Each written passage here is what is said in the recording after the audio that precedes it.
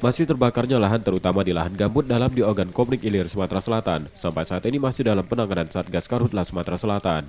Catatan Kementerian Lingkungan Hidup dan Kehutanan, luas lahan yang terbakar di Sumatera Selatan hingga Juli 2023 sudah mencapai 1.178 hektar yang menghanguskan lahan gambut dan mineral.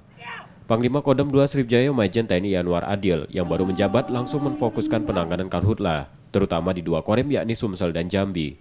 Perintah operasi ditegaskan Panglima sudah disampaikan pada Danrem untuk segera melakukan operasi penanganan karhutla. Saya sudah sampaikan kepada Danrem untuk mengeluarkan perintah operasi. Dalam penanggulangan bencana kebakaran hutan dan lahan. Tentunya Komandan Korem sudah membentuk tim-tim.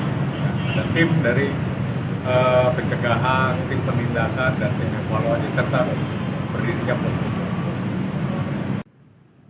Perintah operasi Panglima Kodam 2 Srivijaya tersebut berupa operasi pencegahan, penindakan, dan evaluasi dengan memaksimalkan posko lapangan yang sudah terbentuk di masing-masing korem. Purwantoro, Kompas TV, Palembang, Sumatera Selatan.